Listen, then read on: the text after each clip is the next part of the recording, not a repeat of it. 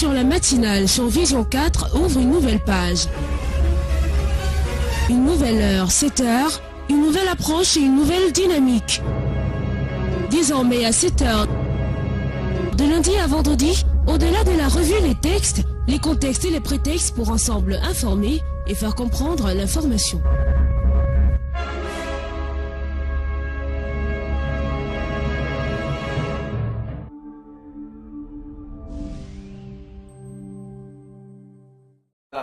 Justement la tranche publicitaire avec nos différents partenaires. On vous dit merci de nous renouveler votre confiance, chers partenaires.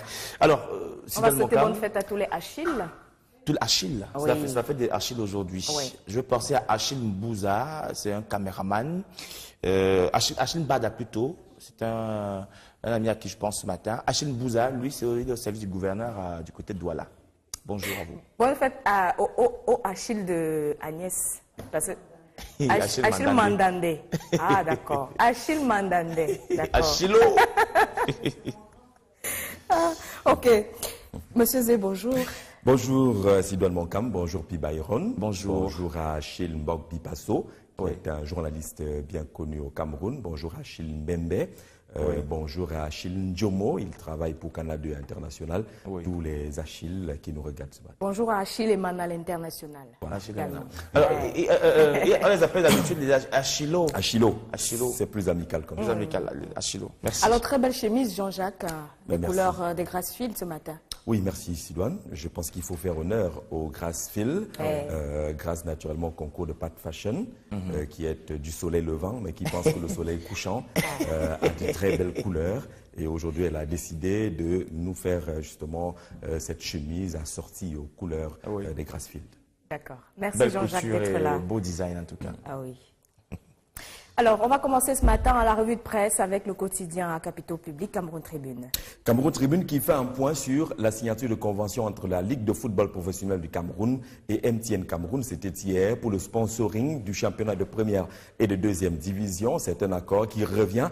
MTN qui avait déjà accompagné les championnats camerounais jusqu'en 2013 revient aujourd'hui avec une cagnotte d'1 milliard de francs CFA par an sur 3 ans pour la première phase. La signature de convention s'est tenue hier ici à Yaoundé, au Yaoundé Hilton Hotel. Il est question justement de booster les performances des équipes nationales, d'accompagner justement ces équipes qui souffrent, ces équipes du championnat de première et de deuxième division qui souffrent dans les différentes compétitions à l'intérieur comme à l'extérieur du pays. Le journal nous propose 2 pages justement sur cette signature de convention et cet appui de MTN Cameroun à la Ligue de football professionnel. Cameroun Tribune constate également que dans le cadre de l'utilisation de la seconde langue, on va le dire officielle du Cameroun, l'anglais, ça s'améliore de plus en plus dans les administrations. Vous faites un tour aujourd'hui dans les administrations de Yaoundé, vous trouverez qu'il y a des jours qui ont été retenus pour l'utilisation absolue de la langue anglaise. Ça s'améliore. Les cours d'apprentissage se sont également développés. Plusieurs centres d'apprentissage reçoivent de plus en plus des Camerounais assoiffés justement de rattraper le retard relativement à la langue anglaise, notamment dans la partie francophone du Cameroun. On parle justement de ces mesures qui sont prises et qui sont en train de rectifier cette attitude qui caractérisait les francophones qui avaient tendance à minimiser la langue anglaise. De plus en plus, c'est effectif. Vous prendrez le cas, par exemple, du ministère de la fonction publique et la réforme administrative. C'est pratiquement le jeudi anglais de ce côté-là dans les services de Michel-Ange Anguine. Concernant la fête de l'unité nationale, la fête commence maintenant. Il indique Cameroun Tribune, la fête commence. Le journal fait le point des festivités dans plusieurs localités camerounaises, les chefs-lieux de région et autres pour voir les activités qui sont menées en attendant la grande parade du 20 mai prochain. La fête a donc bel et bien commencé, tel que titre notre confrère ce matin, qui s'interroge également relativement au calendrier scolaire dans notre pays, pendant que certains élèves sont en train d'affronter la 6e séquence. Il y a des établissements qui ont pratiquement mis déjà en congé les élèves. Les départs en congé sont en rang dispersé, constate justement notre confrère ce matin, qui part d'ailleurs de vacances. On l'observe de plus en plus. Les classes 6e, seconde, 4e sont pratiquement déjà libérées dans quelques établissements. Il y en a qui sont encore pendant des séquences. De quoi s'agit-il? Un problème d'harmonisation du calendrier. Un responsable intervient dans les colonnes de Cameroun Tribune ce matin.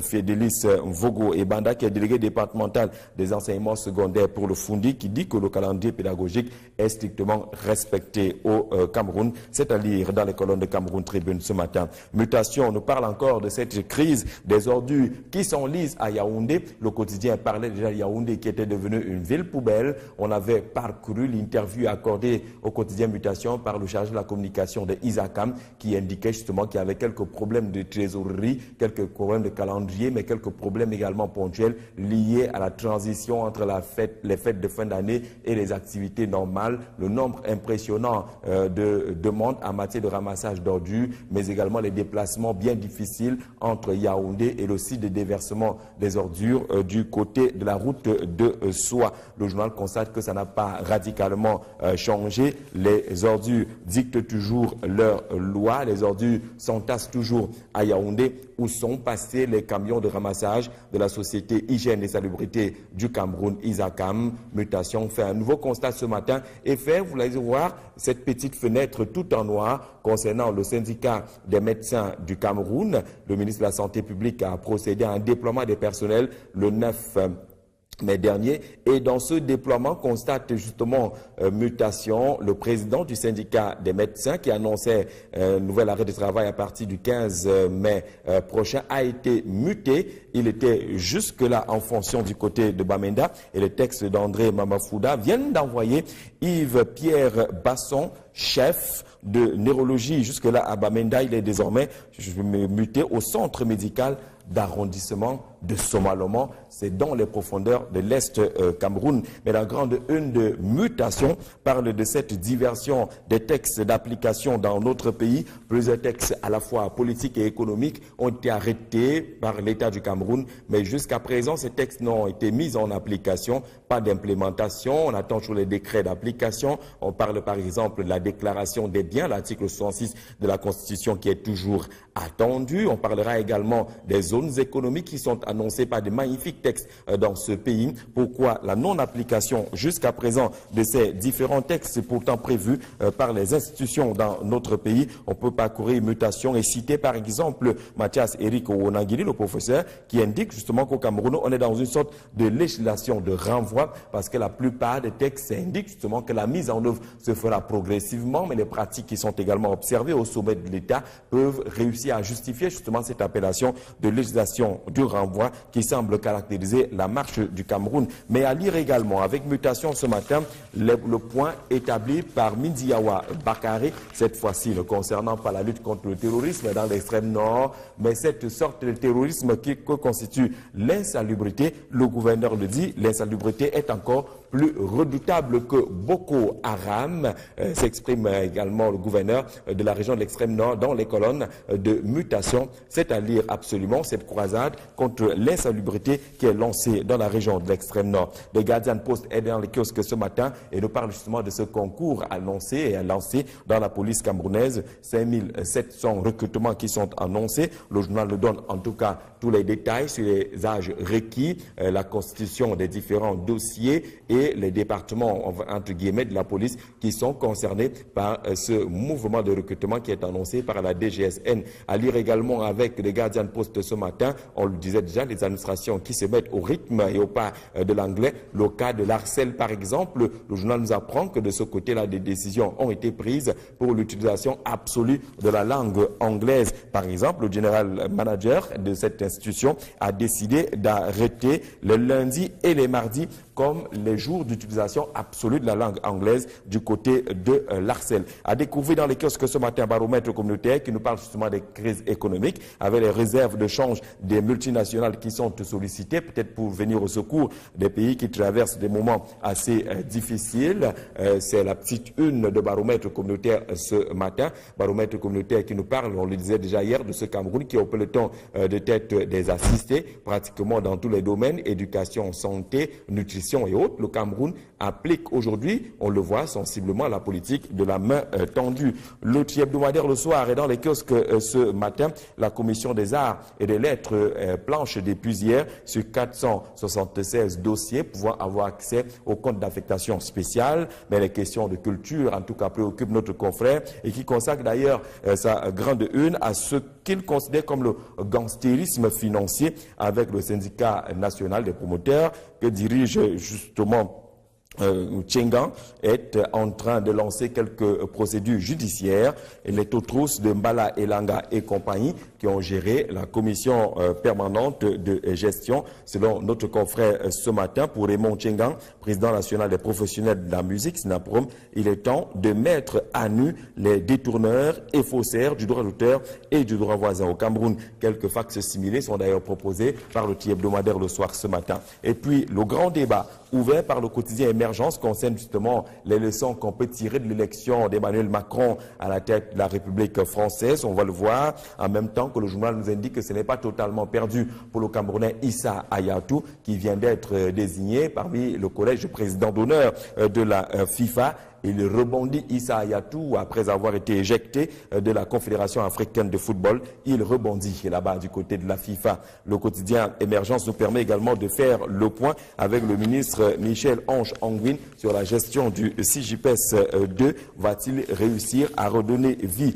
au CJPS 2? Le journal nous apprend justement que la belle initiative du ministre de la fonction publique fait face à quelques goulots d'étranglement, certainement des mécanismes pour ne pas permettre la gestion de façon professionnelle du fichier solde de l'État, tel que souhaité par le président de la République, implémenté par le gouvernement, soutenu par le ministre de la fonction publique et de la réforme administrative. On vous le disait, la grande une parle Macron ce matin. Peut-il pousser Biya à quitter le pouvoir? La question est quand même posée et 10 experts interviennent dans les colonnes du journal ce matin. Pour notre confrère, la question brûle les lèvres au moment où un homme de 39 ans s'apprête à présider aux destinées de la France. Que disent justement les experts rassemblés par notre confrère? L'alternance fondamentale est vraie et dépendra et ne dépendra pas de Macron dans notre pays, indique Eric Kennedy Foyette, qui est président de l'Observatoire camerounais des droits de l'homme. Le président camerounais ne tire pas sa légitimité de la France, ajoute Edmond Mbala Elanga, qui est sociologue. Macron ne pourra jamais promouvoir les valeurs démocratiques au Cameroun, affirme Cyril Longwa, qui est coach consultant en management, mais également d'autres avis. C'est au peuple camerounais de prendre son destin en main. Djaro Ruben, président national du PNPC, un parti politique au Cameroun. 10 experts s'affrontent autour de cette question. Macron pourra-t-il pousser le président Paul Biya à quitter le pouvoir? Et puis on va découvrir rapidement quelques problèmes dans nos différentes régions avec la source Hebdo qui est dans les kiosques ce matin, qui nous parle de manœuvres politiciennes dans le département du Mbam, glissement vers le néant des imposteurs. Le journal nous apprend que les préoccupations d'unité, de paix et de fraternité prônées par certaines élites du Mbam et Noubou se heurtent malheureusement à la volonté manifeste d'autres acteurs identifiés et identifiables de perpétuer la division et le désordre. L'ambiance définie dans le département du Mbam et Noubou par le journal Source Hebdo qui est dans les kiosques ce matin, qui nous parle également, vous allez le voir, de la situation dans l'arrondissement de Yaoundé 6, qui a connu justement la disparition de quelques élus de ce côté-là. Le journal nous propose de mieux comprendre le phénomène des décès suspects des maires à la commune d'arrondissement de Yaoundé 6e. C'est à découvrir dans les kiosques. Pardon. Courage. Merci. Un petit chat à la gorge, hein. Je crois que ça va. Merci, monsieur, pour cette belle lecture de une proposée ce matin par nos différents directeurs de publication. On va revenir, on va commencer tout d'abord par le cas de Isakam. Est-ce que vraiment on tend vers une solution, Jean-Jacques? Parce que ça va de mal en pire, hein, dans nos quartiers. Si vous circulez en journaux dans la nuit, ça ne va pas du tout. Mais disons que depuis que la sonnette d'alarme est tirée par plusieurs médias, Mutation l'a fait. Vous vous souvenez justement que la rédaction de Vision 4 s'est penchée sur la question. Cela quelques mois maintenant, qui observait déjà qu'il y avait des tas d'immondices qui ornaient désormais les rues de Yaoundé. Il n'y a pas eu de changement. On était même allé un peu plus loin en indiquant que compte tenu de l'essoufflement visible de la société hygiène et salubrité du Cameroun, peut-être que les initiatives privées pouvaient accompagner le ramassage des ordures. Nous sommes allés voir voir les volontaires de Vogada qui travaillent avec les moyens de bord. On est allé à Biémassi pour voir comment il y avait des structures jeunes qui se mettaient en place. Il y a des ONG aujourd'hui qui se développent à Yaoundé qui veulent soutenir justement la propreté et la salubrité dans nos différentes villes, des initiatives telles que celle de Valsero par exemple, parce que la question est centrale aujourd'hui. Yaoundé, la ville aux 7 collines, est devenue la ville aux 1000 tas d'ordures. Les 1000 collines d'ordures que nous observons aujourd'hui pratiquement comme les trophées de la honte qui nous agressent lorsque nous parcourons les villes de Yaoundé. Ça ne fait pas plaisir de vivre dans la capitale politique et d'être encensé par le mauvais parfum justement venant de ces tas d'ordures. Que se passe-t-il? Le chargé de la communication des ISACAM qui a répondu aux questions de quelques journalistes il y a de cela quelques temps indiquait certes qu'il y avait des problèmes, des tensions de trésorerie, c'est réel de ce côté-là. On annonçait l'acquisition de quelques nouveaux camions, environ 200 camions, c'était une bonne nouvelle de ce côté-là, mais entre les annonces et les faits sur le terrain, on n'a pas noté un réel changement. C'est vrai que ISACAM peut utiliser aujourd'hui les raisons que nous donne l'environnement à Yaoundé, par exemple, transporter les ordures de Yaoundé pour aller les reverser du côté de Nkolfoulou, c'est comme ça qu'on appelle sur la route de Soie. Oui. C'est bien difficile avec les embouteillages que vous connaissez. Un camion met combien de temps seulement du côté des changeurs, du côté du cimetière Ngousso? C'est bien difficile de transporter les ordures de ce côté-là. Et on a vu également qu'ISACAM commence à penser à une politique de décentralisation aussi, même si elle n'utilise pas les mêmes mots que nous, parce que nous sommes convaincus que pour la réussite de la politique de ramassage des ordures dans les villes comme Yaoundé et Douala, il faut procéder par une décentralisation, permettre aux différentes municipalités de sélectionner des entreprises qui peuvent s'occuper du ramassage des ordures seulement dans ces différentes circonscriptions administratives. Ce serait plus facile, ce serait plus pratique. Maintenant, il faut qu'on développe davantage d'autres politiques, celle de la transformation des ordures. Tout ce qui est dans la poubelle n'est pas forcément ordure. Il y a la possibilité de faire fortune dans la transformation. On a connu comme ça ici, oui, on a connu des politiques, des séminaires de lancement, des campagnes pour la transformation des ordures au Cameroun. Après, on n'a rien vu. Allez au Mali, allez au Ghana, vous verrez comment des structures comme celle-là fonctionnent aujourd'hui. Des gens qui se font de l'or à travers la poubelle parce qu'il y a des bouteilles plastiques qu'on peut transformer. Rien ne se perd. Vous le connaissez, la magnifique pensée, rien ne se perd, rien ne se crée, tout se transforme. Je crois que c'est Lavoisier, je vais reviser tout à l'heure. Mais il y a nécessité justement à procéder à diverses politiques. Ramassage efficace, mais soutien également aux initiatives qui peuvent permettre de transformer ces ordures-là. Ça peut être des carburants, ces ordures. Ça peut nous permettre d'avoir une solution dans la crise énergétique que nous connaissons dans notre pays. Oui, il y a 1001 solutions qui peuvent être désirées. Ça peut être des engrais, vous le savez très bien. Donc il y a beaucoup de choses qu'on peut faire avec les ordures, mais on n'en fait rien.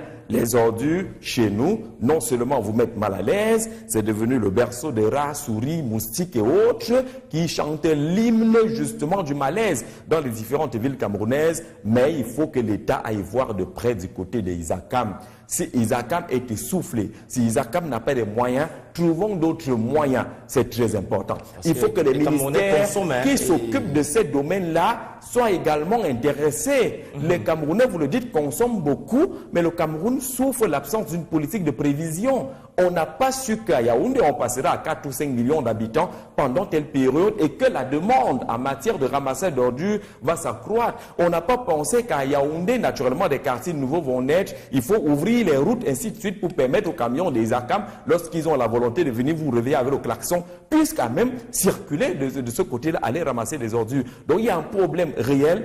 Il faut dire aujourd'hui que lorsqu'on dit ordures, on a l'impression que c'est tout ce qui est jeté ou tout ce qui est jetable. Mais les ordures, seulement telles que l'on les observe à Yaoundé, peuvent consacrer l'échec de toutes les politiques. Ce sont les miroirs de la réussite des politiques. Et du coup, vous voyez comment les ministères compétents sont muets.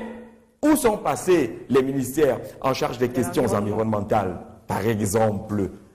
Où est passé le ministre de l'Environnement dans ce domaine précis? Où est passé le ministre en charge des questions de développement urbain dans ce sujet? Où est passé le ministre des Affaires sociales, le ministre de la Santé publique? Ce sont des questions qui nous préoccupent, qui nous intéressent, qui doivent intéresser le gouvernement de façon large. On va s'efforcer, parce qu'il y a le 20 mai, à dégager tout ce qui va vers la place des fêtes, le boulevard du 20 mai. On va s'efforcer à toiletter tout ce qui est sur le trajet qu'empruntera le chef de l'État d'Etoudi pour le boulevard du 20 mai. Tant pis pour Mimboman, tant pis pour Mousso, Tant pis pour Oudja, quelque part là-bas. Tant pis pour les autres qui ne sont pas concernés par les passages des cortèges. Mais vous verrez justement que les ordures commencent à être agressives. Allez en van, ceux qui prennent les transports en commun, vous verrez justement que vous êtes obligé de faufiler entre les tas d'ordures pour aller prendre votre autobus. Et il n'y a pas que Yaoundé. Vous avez vu les images qu'on nous envoyait de Kiossi, par exemple, il y a de cela quelques jours, qu'on a diffusé sur Vision 4.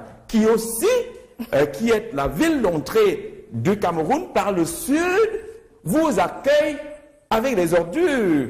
Vous entrez dans la ville de Kiossi, partez des Bébening, en Guinée équatoriale, là où il y a le beau et tout ça, vous traversez la frontière. Dès que vous entrez à Kiossi, parfum de la mort, ce que vous retrouvez là-bas, parfum des ordures, ainsi de suite, ainsi de suite. Donc je pense qu'il y a un problème général de la politique de ramassage des ordures. Et vous le savez, Pibaré, on va proposer dans les tout prochains jours des images. Par exemple, la sous-préfecture de Berthois-Premier. Le sous-préfet, pour entrer dans son bureau à Berthois, fait une sorte de gymnastique pas possible entre tas d'ordures, mardeaux et les cris des bailles là vont marcher. Le sous-préfet baille de ce côté-là. Je pense que. Tu veux qu'on sèche les calices, les tubes là.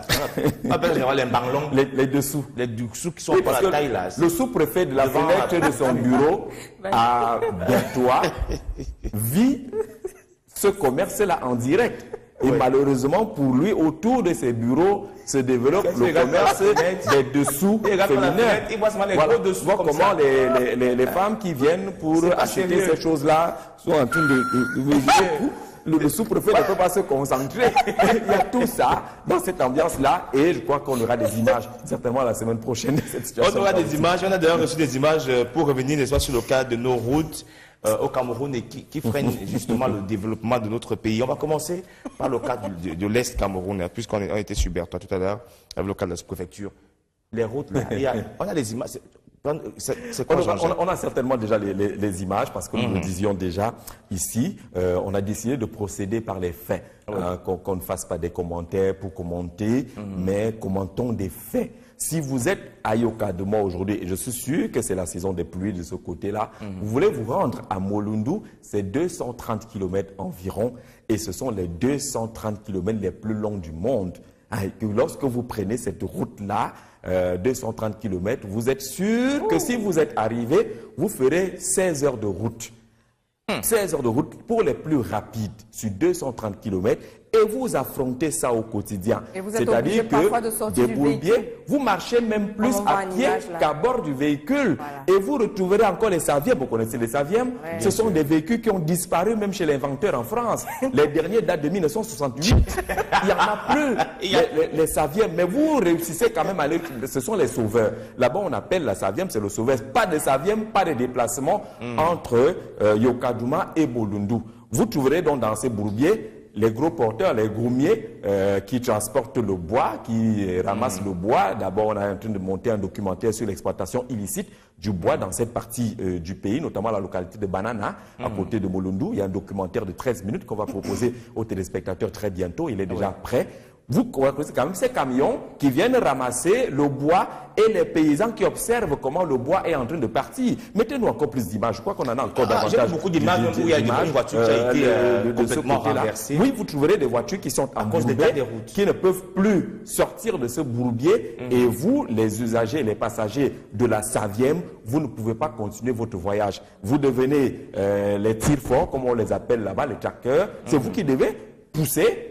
Il y en a derrière, il y en a devant. On n'a pas avoir des images. Je crois qu'on en a de ce côté-là. Et vous souffrez pendant de longues années. Cette région est essentiellement riche. Très riche. Le sol, le sous-sol, la forêt.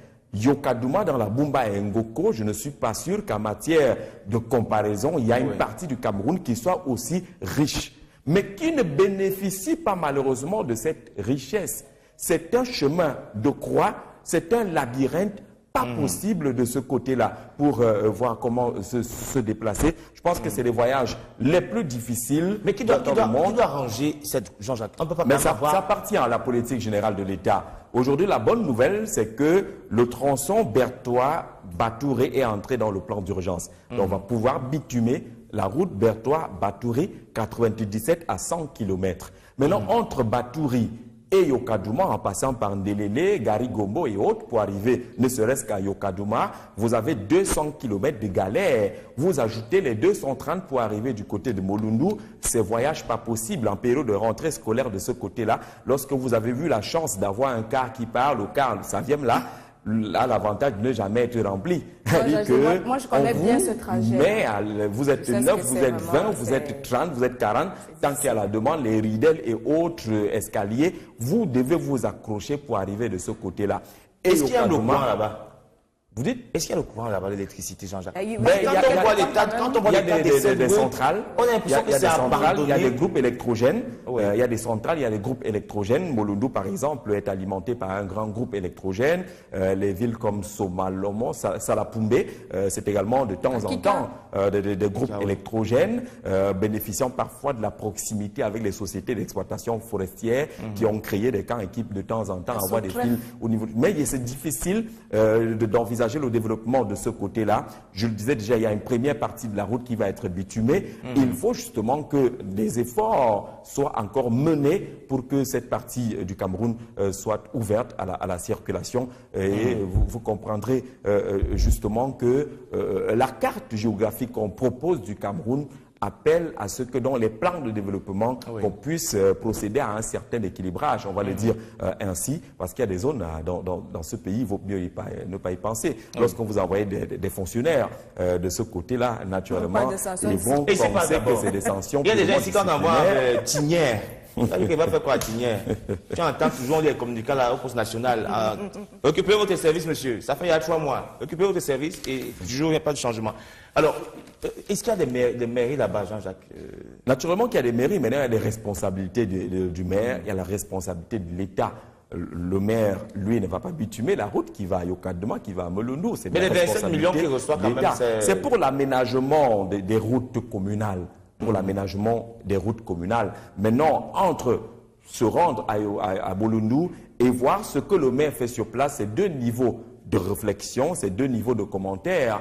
Mais non, dans les centres urbains de ce côté-là, je pense que les mairies ont fait des efforts, même si lorsque vous arrivez à Yokadouma, vous verrez que la plupart des engins qui avaient été commandés par la municipalité sont en panne aujourd'hui. Pourtant, les initiatives municipales étaient belles de ce côté-là. On va louer les efforts du maire Metindi qui se bat à Yokadouma pour essayer de retrouver le niveau que Yokadouma mérite d'être situé aujourd'hui. C'était baptisé par le passé la cité du bien-être du côté de Yokadouma, qui a au moins 25 sociétés forestières et ainsi de suite qui payent les redevances forestières.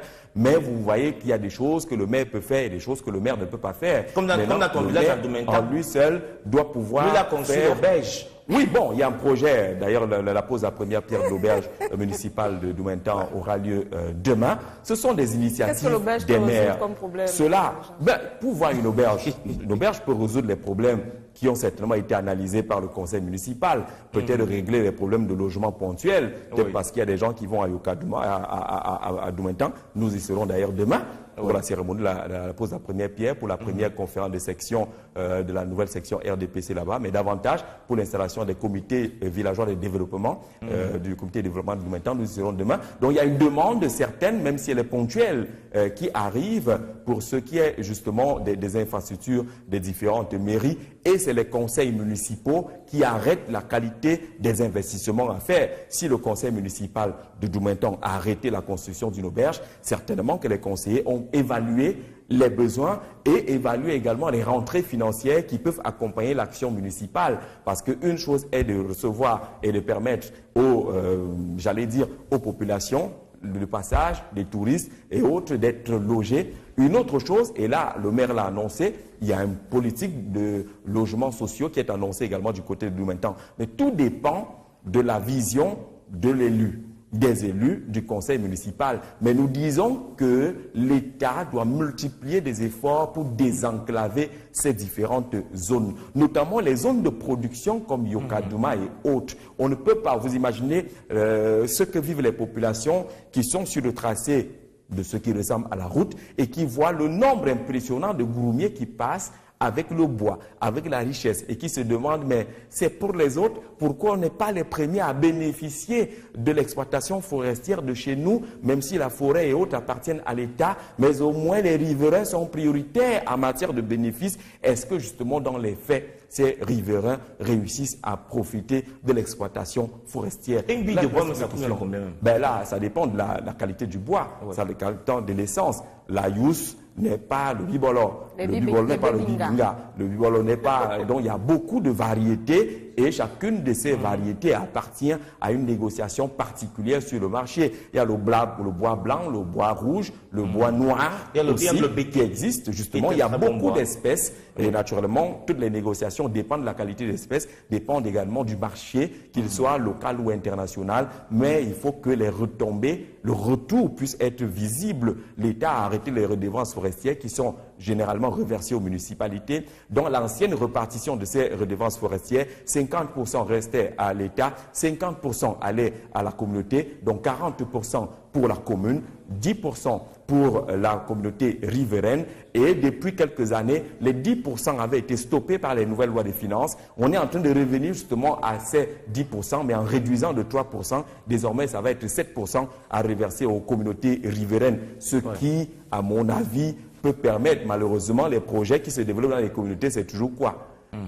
Création d'un foyer pour que les gens aillent boire et danser, saouler et faire des enfants. Mise en place de benches. Voilà, la création de quelques projets de cette nature-là. Donc il faut qu'on donne un peu plus d'argent, je pense, aux communautés. On a vu des chefs traditionnels du sud-ouest, de l'est et soit tenir des réunions sur 2 ans pour dire à l'État, les 10%, ce n'était pas déjà beaucoup. Maintenant que vous nous avez retiré ces 10% il y a cela quelques années, on va faire comment? L'État est en train de revenir avec 7% désormais pour les communautés riveraines. C'est déjà quelque chose, ce n'est peut-être pas suffisant, mais il faut que l'approche maintenant de mise en œuvre des projets puisse permettre aux gens d'avoir des projets qui peuvent générer quelque chose, des projets créateurs de richesses. Alors, on va peut-être chuter par là, parlant toujours de l'état de ces routes qui manquent peut-être de financement.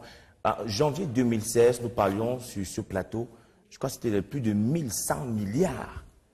Qui sont gardés quelque part là, dans les caisses d'État, qui ne bougent pas, qui a besoin justement d'être investis. Qu'est-ce qu'on fait de cela, Jean-Jacques? Non, disons que nous pensons aujourd'hui que l'État du Cameroun est en train de développer plusieurs projets, plusieurs initiatives d'investissement et de développement, largement soutenues par le ministère de l'Économie, la planification et l'aménagement du territoire. On le voit bien sur le terrain qu'il y a beaucoup d'initiatives qui sont prises, mais le problème généralement c'est qu'il y a tellement d'initiatives qu'on finit par se perdre et qu'à la fin on ne réussit pas à faire le bilan exact de ces différentes initiatives. Et chaque fois qu'on n'aura pas fait le bon bilan pour réorienter ou redéployer les projets, on aura échoué. Il ne sert à rien aujourd'hui de développer le PIACI, demain le PAGER-U, de développer autres projets. Et puis finalement, on ne procède pas à une sorte d'évaluation. Vous avez vu les conséquences des poubelles? C'est ça que nous voulons ici. C'est comme Zibi. Qui nous agresse, comme un gros qui nous agresse par exemple ici en studio, c'est que la ville est ensemble c'est grave. Envahie. Juste à 2 pas ici, on voit que ça ne va justement pas et vous comprenez qu'on soit même parfois envahi ici. Nous disions que les projets sont nombreux, mais ce qui est important derrière tout cela, c'est l'évaluation, c'est le contrôle. Le contrôle ne signifie pas prison, parce que dès que tu dis à un gestionnaire de projet ou de programme au Cameroun qu'il y a le contrôle, il pense que vous dites qu'on doit le mettre en prison. Lorsque vous dites à un maire qu'il y a le contrôle qui est effectué d'abord par le conseil municipal, il pense que vous voulez le renverser. Il pense que vous voulez qu'il aille en prison. Le contrôle est l'outil de base d'une bonne gouvernance. Si on n'a pas contrôlé qui signifie bilan et évaluation, peut-être redéploiement, vous ne pouvez pas réussir dans vos projets. C'est de cela qu'il s'agit. Et je veux louer les efforts de quelques sections, même si on n'est pas forcément toujours d'accord avec le RDPC, il y a certaines sections aujourd'hui, lorsqu'on organise des conférences de sections, qui font venir des spécialistes en matière de gouvernance, en matière de contrôle. Je l'ai vu, l'initiative prise par Benjamin Amama, qui a fait venir au profit des maires, des gens pour leur dire que attention, voilà comment on doit gérer, voilà comment on doit procéder à l'évaluation, voilà comment on doit procéder au contrôle, voilà comment on peut procéder à des réorganisations, des réorientations des projets. C'est très important. Si on n'a pas ces outils, on fait de la navigation à vue. On est comme un poulet qui n'a plus de tête, mais qui réussit quand même à aller dans tous les sens. C'est de cela qu'il s'agit. Lorsqu'on le dit, que les maires ne pensent pas qu'on les déteste, D'ailleurs, si c'est ça, détester un maire, on est d'accord justement qu'on va les détester s'ils ne veulent pas mettre en place des outils modernes de gouvernance et de gestion des municipalités. Et d'ailleurs, ces éléments, si on était de ceux qui décident, doivent être pris en charge et en compte lorsqu'on va valider les dossiers. Qu'on voit bien si ce maire a quand même la capacité à nourrir un projet, à accompagner un projet, à comprendre son rôle. L'époque des maires applaudisseurs est révolue. La mairie est le socle du développement du Cameroun aujourd'hui. Lorsqu'on dit décentralisation, là, qu'on ne pense pas seulement que c'est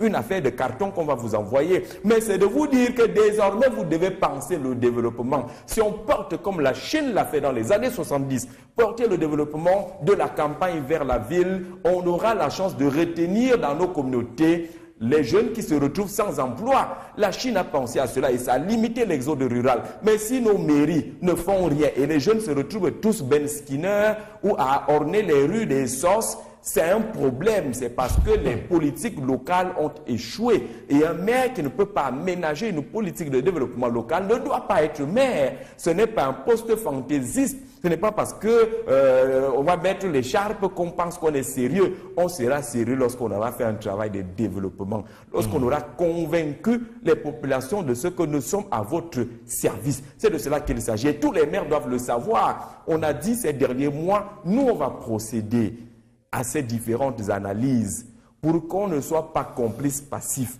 Pour qu'on dise pas qu'on a laissé faire et on s'est retrouvé. Est-ce que vous savez qu'il y a une soixantaine de maires aujourd'hui dans les prisons au Cameroun? Une soixantaine de maires, c'est énorme. Ça veut dire qu'il y en a beaucoup qui sont arrivés à la mairie et qui ont cru qu'ils étaient chez eux. Ils ont commencé à confondre tout, à mettre tout dans leur propre poche sans rien faire au profit de la communauté. La commune, c'est la communauté, c'est un bien commun et il ne vous appartient pas même si vous avez été élu. Quand on vous vote, c'est que vous avez été délégué pour gérer au nom de la communauté, pas gérer en votre nom et ne pas rendre compte à cette communauté. Merci monsieur pour la revue de presse ce matin. On va dire bonjour à monsieur Afé Amougou Benito qui nous regarde ce matin. Bonjour à monsieur Azigui Ferdinand. Sans oublier monsieur Bolo, bienvenue à la mairie de Yaoundé 5e qui est un fidèle de ce rendez-vous matinal.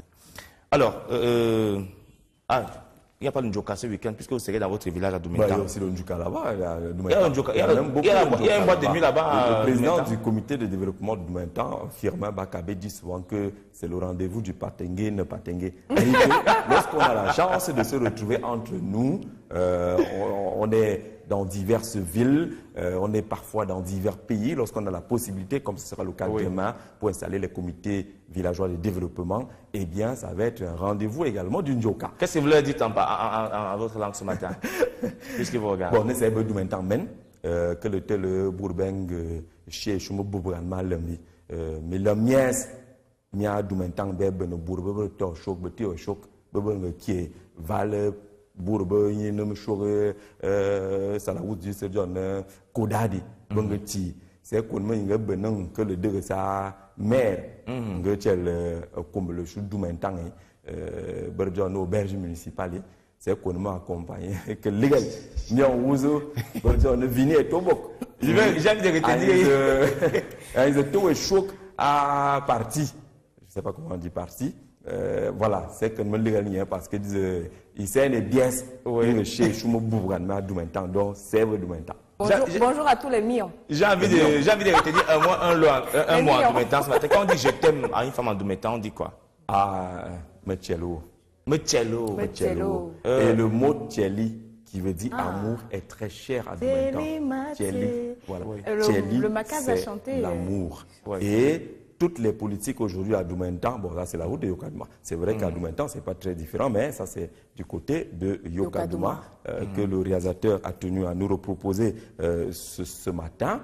La Saviem, on vous l'a dit, ces véhicules français ont disparu. Elle a réussi, hein, et généralement quand elle réussit à... Oui, c'est un exploit, on applaudit. Ouais, on applaudit. On applaudit et le chauffeur est une star. Parce que vous pouvez dormir là-bas. Maintenant, les passagers doivent se déplacer pour rattraper le car qui attend un peu plus au sec devant. Et lorsque vous le rattrapez, vous avez encore quelques kilomètres à bord parce que devant, vous allez descendre. Un autre obstacle. Il y a un autre obstacle. 2 heures du matin, vous trouvez là, c'est très dangereux. Oui, il y a des gens qui mettent 48 heures, 2 jours pour partir de Yokadouma à Molondo, par exemple. Et vous avez, les pieds qui enflent. Les pieds enflent, vous avez marché dans des eaux que vous ne connaissez pas pendant des heures et des heures. Vous devez tous être musclés. De ce côté-là, il n'y a pas de malades. Tout le monde doit mettre la main dans la lorsqu'il faut pousser. Là, maintenant, vous tapez quelques kilomètres à pied pour attraper le véhicule qui vous attend. On n'est pas sûr que c'est le Cameroun, c'est sûr que c'est derrière le Cameroun.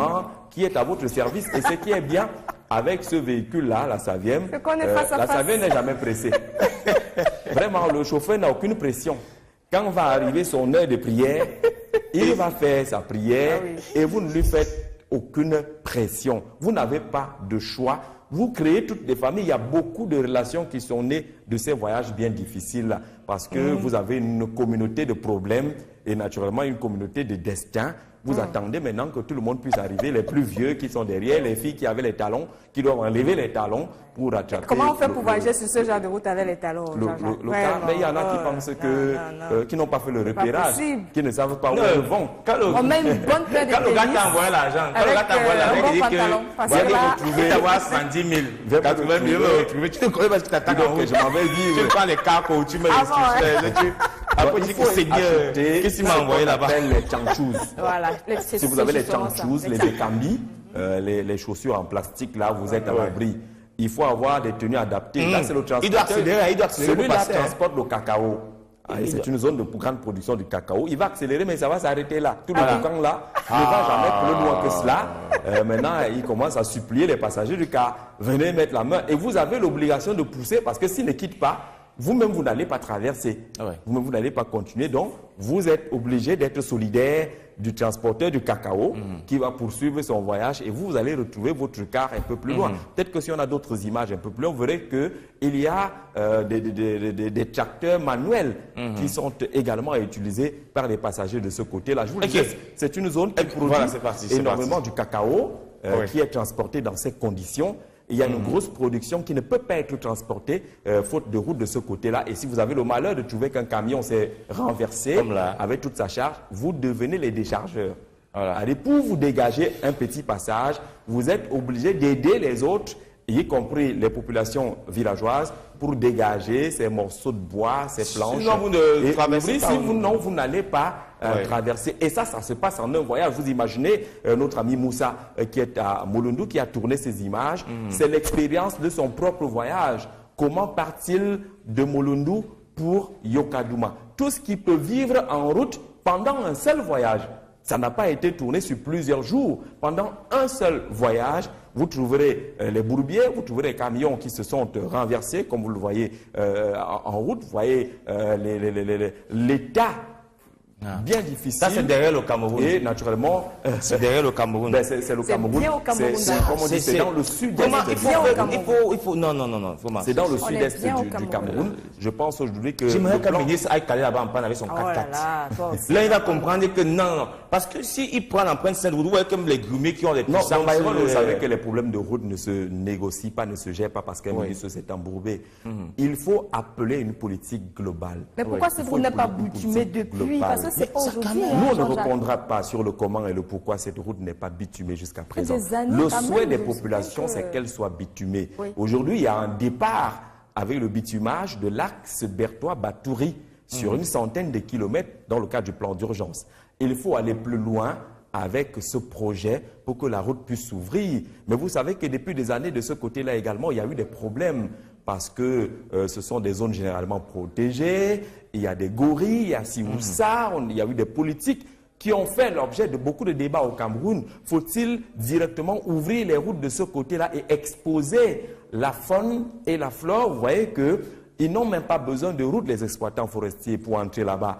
Et là, vous êtes obligé de vous soumettre à la solidarité des ONG, par exemple, qui ont des véhicules 4x4 et qui peuvent vous traquer, comme c'est le cas de ce véhicule. Sinon, il ne poursuivra pas le voyage. Et la solidarité est obligatoire, même pour l'ONG ou la société forestière qui a ce véhicule, parce que si l'entrepreneur veut que son bois arrive à Douala, il est obligé lui-même de tout mettre en œuvre pour dégager la route utilisant ses propres moyens, comme vous le voyez justement sur ces axes routiers. Et on vous l'a dit, on vous propose dans les tout prochains jours un documentaire sur l'exploitation forestière dans ces zones, sur les plaintes des pygmées. Parce que dans ces zones se retrouvent en grande partie les populations Baka. Ouais. Elle vous dit, ces populations, comment elles sont tabassées dans les forêts par des exploitants. Avec chaque fois qu'elles veulent dire que vraiment ne coupez pas cet arbre parce que c'est le Moabi, c'est cet arbre-là qui nous donne l'huile, c'est cet arbre-là qui nous donne les chenilles. On les qui permet de nous soigner de ce côté-là. Et les plaintes de ces pygmées vont être proposées justement dans un documentaire très bientôt diffusé sur Vision 4. Merci beaucoup, messieurs. Passez un très bon week-end. Profitez de votre village du côté de Doumentan demain. Revenez-nous lundi. On va aller rapidement en publicité. On aura beaucoup d'invités sur le plateau tout à l'heure.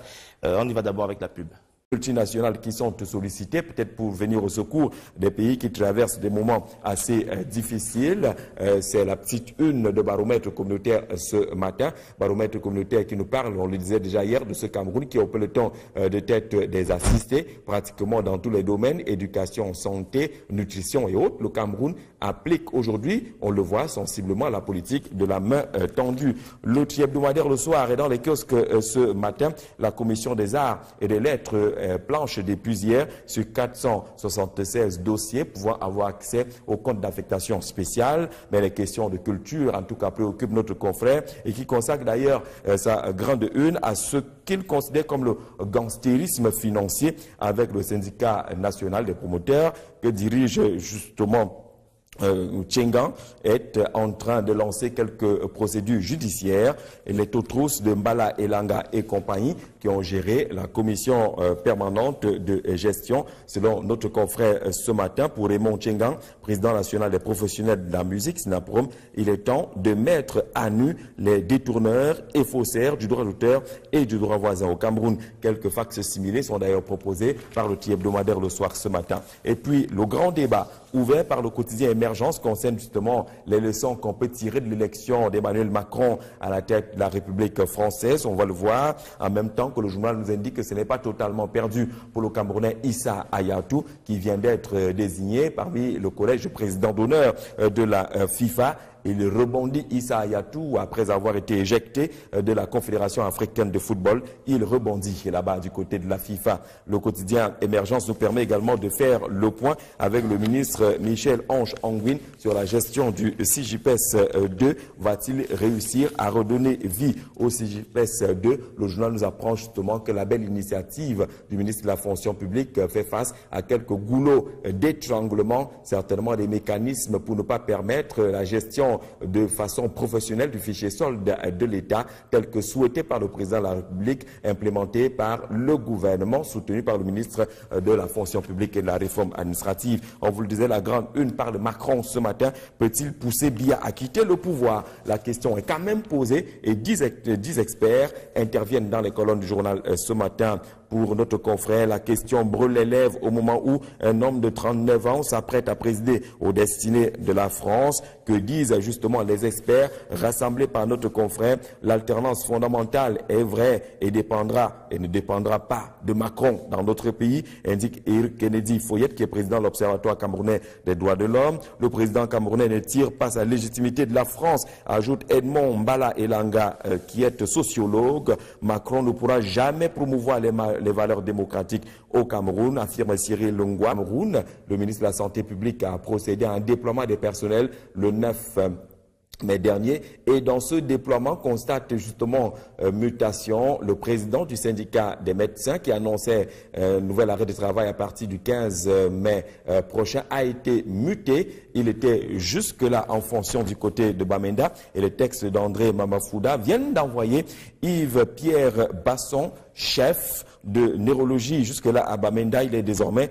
muté au centre médical d'arrondissement de Somaloman, c'est dans les profondeurs de l'Est Cameroun. Mais la grande une de mutation parle de cette diversion des textes d'application dans notre pays. Plusieurs textes à la fois politiques et économiques ont été arrêtés par l'État du Cameroun, mais jusqu'à présent, ces textes n'ont été mis en application, pas d'implémentation. On attend toujours les décrets d'application. On parle par exemple de la déclaration des biens, l'article 66 de la Constitution qui est toujours attendu. On parlera également des zones économiques qui sont annoncé par des magnifiques textes dans ce pays. Pourquoi la non-application jusqu'à présent de ces différents textes pourtant prévus par les institutions dans notre pays? On peut parcourir mutation et citer par exemple Mathias Eric Owonangili, le professeur, qui indique justement qu'au Cameroun, on est dans une sorte de législation de renvoi parce que la plupart des textes indiquent justement que la mise en œuvre se fera progressivement, mais les pratiques qui sont également observées au sommet de l'État peuvent réussir à justifier justement cette appellation de législation du renvoi qui semble caractériser la marche du Cameroun. Mais à lire également avec mutation ce matin le point établi par Mindiawa Bakare, cette fois-ci ne concernant pas la lutte contre le terrorisme dans l'extrême nord, mais cette sorte de terrorisme que constitue l'insalubrité. Le gouverneur le dit, l'insalubrité est encore plus redoutable que Boko Haram, s'exprime également le gouverneur de la région de l'extrême nord dans les colonnes de mutation. C'est à lire absolument cette croisade contre l'insalubrité qui est lancée dans la région de l'extrême nord. Le Guardian Post est dans les kiosques ce matin et nous parle justement de ce concours annoncé et lancé dans la police camerounaise. 5700 recrutements qui sont annoncés. Le journal nous donne en tout cas tous les détails sur les âges requis, la constitution des différents dossiers et les départements entre guillemets de la police qui sont concernés par ce mouvement de recrutement qui est annoncé par la DGSN. À lire également avec le Guardian Post ce matin,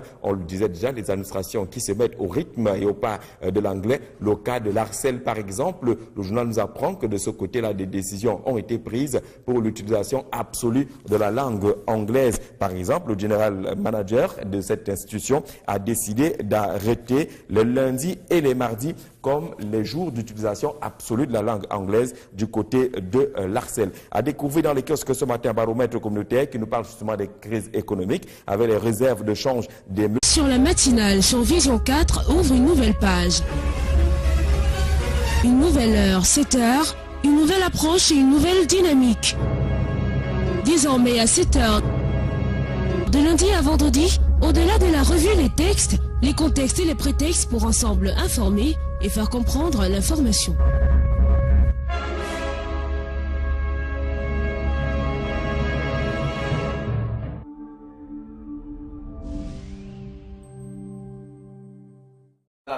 Justement la tranche publicitaire avec nos différents partenaires. On vous dit merci de nous renouveler votre confiance, chers partenaires. Alors, on va souhaiter bonne fête à tous les Achilles. Tous les Achilles, oui. Ça fait des Achilles aujourd'hui. Oui. Je pensais à Achille Mbouza, c'est un caméraman. Achille Bada plutôt, c'est un ami à qui je pense ce matin. Achille Mbouza, lui, c'est au service du gouverneur du côté de Douala. Bonjour à vous. Bonne fête au Achille de Agnès. Parce que Achille Mandande. Ah, d'accord. Achille Mandande. D'accord. Achilo. Ok. Monsieur Zé, bonjour.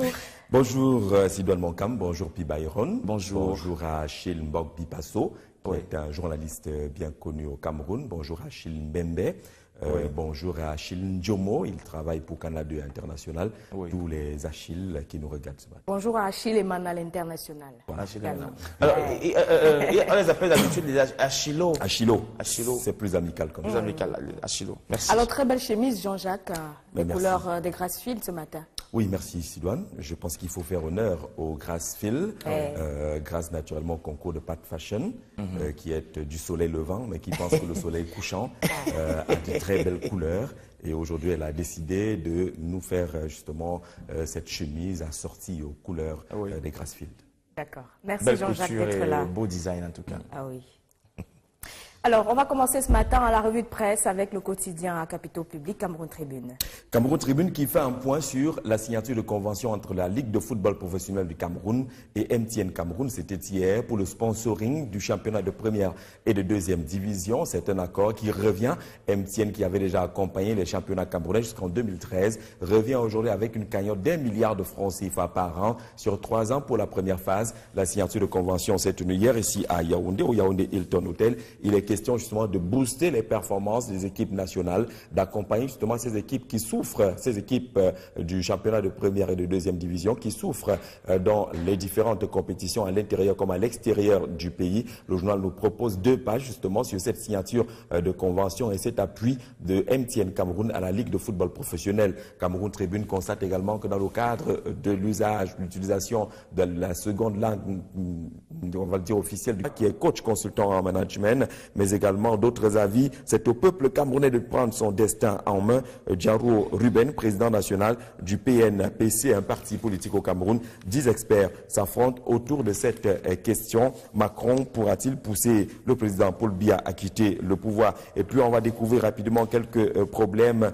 dans nos différentes régions avec la source Hebdo qui est dans les kiosques ce matin, qui nous parle de manœuvres politiciennes dans le département du Mbam, glissement vers le néant des imposteurs. Le journal nous apprend que les préoccupations d'unité, de paix et de fraternité prônées par certaines élites du Mbam et Enugu se heurtent malheureusement à la volonté manifeste d'autres acteurs identifiés et identifiables de perpétuer la division et le désordre. L'ambiance définie dans le département du Mbam et Enugu par le journal Source Hebdo qui est dans les kiosques ce matin, qui nous parle également, vous allez le voir, de la situation dans l'arrondissement de Yaoundé 6. Il a connu justement la disparition de quelques élus de ce côté-là. Le journal nous propose de mieux comprendre le phénomène des décès suspects des maires à la commune d'arrondissement de Yaoundé 6e. C'est à découvrir dans les kiosques. Pardon.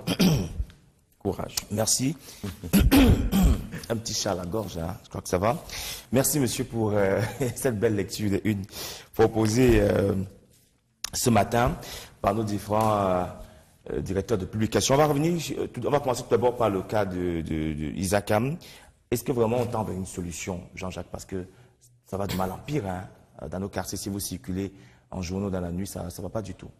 Mais disons que depuis que la sonnette d'alarme est tirée par plusieurs médias, Mutation l'a fait. Vous vous souvenez justement que la rédaction de Vision 4 s'est penchée sur la question. C'est là quelques mois maintenant qui observait déjà qu'il y avait des tas d'immondices qui ornaient désormais les rues de Yaoundé. Il n'y a pas eu de changement. On était même allé un peu plus loin en indiquant que compte tenu de l'essoufflement visible de la société Hygiène et Salubrité du Cameroun, peut-être que les initiatives privées pouvaient accompagner le ramassage des ordures. Nous sommes allés voir les volontaires de Vogada qui travaillent avec les moyens de bord. On est allé à Biémassi pour voir comment il y avait des structures jeunes qui se mettaient en place. Il y a des ONG aujourd'hui qui se développent à Yaoundé qui veulent soutenir justement la propreté et la salubrité dans nos différentes villes, des initiatives telles que celle de Valsero par exemple, parce que la question est centrale aujourd'hui. Yaoundé, la ville aux 7 collines, est devenue la ville aux 1000 tas d'ordures. Les 1000 collines d'ordures que nous observons aujourd'hui pratiquement comme les trophées de la honte qui nous agressent lorsque nous parcourons les villes de Yaoundé. Ça ne fait pas plaisir de vivre dans la capitale politique et d'être encensé par le mauvais parfum justement venant de ces tas d'ordures. Que se passe-t-il? Le chargé de la communication des Isakam qui a répondu aux questions de quelques journalistes il y a de cela quelques temps indiquait certes qu'il y avait des problèmes, des tensions de trésorerie, c'est réel. Cameroun, l'anglais, ça s'améliore de plus en plus dans les administrations. Vous faites un tour aujourd'hui dans les administrations de Yaoundé, vous trouverez qu'il y a des jours qui ont été retenus pour l'utilisation absolue de la langue anglaise. Ça s'améliore. Les cours d'apprentissage se sont également développés. Plusieurs centres d'apprentissage reçoivent de plus en plus des Camerounais assoiffés justement de rattraper le retard relativement à la langue anglaise, notamment dans la partie francophone du Cameroun. On parle justement de ces mesures qui sont prises et qui sont en train de rectifier cette attitude qui caractérisait les francophones qui avaient tendance à minimiser la langue anglaise. De plus en plus, c'est effectif. Vous prendrez le cas, par exemple, du ministère de la fonction publique et la réforme administrative. C'est pratiquement le jeudi anglais de ce côté-là dans les services de Michel-Ange Anguine. Concernant la fête de l'unité nationale, la fête commence maintenant. Il indique Cameroun Tribune, la fête commence. Le journal fait le point des festivités dans plusieurs localités camerounaises, les chefs-lieux de région et autres, pour voir les activités qui sont menées en attendant la grande parade du 20 mai prochain. La La fête a donc bel et bien commencé, tel que titre notre confrère ce matin, qui s'interroge également relativement au calendrier scolaire dans notre pays, pendant que certains élèves sont en train d'affronter la 6e séquence. Il y a des établissements qui ont pratiquement mis déjà en congé les élèves. Les départs en congé sont en rang dispersé, constate justement notre confrère ce matin, qui part d'ailleurs de vacances. On l'observe de plus en plus. Les classes 6e, seconde, 4e sont pratiquement déjà libérées dans quelques établissements. Il y en a qui sont encore pendant des séquences. De quoi s'agit-il? Un problème d'harmonisation du calendrier. Un responsable intervient dans les colonnes de Cameroun Tribune ce matin. Fédélis Vogo et Banda, qui est délégué départemental des enseignements secondaires pour le Fundi, qui dit que le calendrier pédagogique est strictement respecté au Cameroun. C'est à lire dans les colonnes de Cameroun Tribune ce matin. Mutation, on nous parle encore de cette crise des ordures qui s'enlisent à Yaoundé. Le quotidien parlait déjà de Yaoundé qui était devenu une ville poubelle. On avait parcouru l'interview accordée au quotidien Mutation par le chargé de la communication de Isakam, qui indiquait justement qu'il y avait quelques problèmes de trésorerie, quelques problèmes de calendrier, mais quelques problèmes également ponctuels liés à la transition entre les fêtes de fin d'année et les activités normales. Le nombre impressionnant de demandes en matière de ramassage d'ordures, mais également les déplacements bien difficiles entre Yaoundé et le site de déversement des ordures du côté de la route de Soie. Le journal constate que ça n'a pas radicalement changé. Les ordures dictent toujours leurs lois. Les ordures s'entassent toujours à Yaoundé, où sont passés les camions de ramassage de la société Hygiène et Salubrité du Cameroun, Isakam. Mutation fait un nouveau constat ce matin et fait, vous allez voir, cette petite fenêtre tout en noir concernant le syndicat des médecins du Cameroun.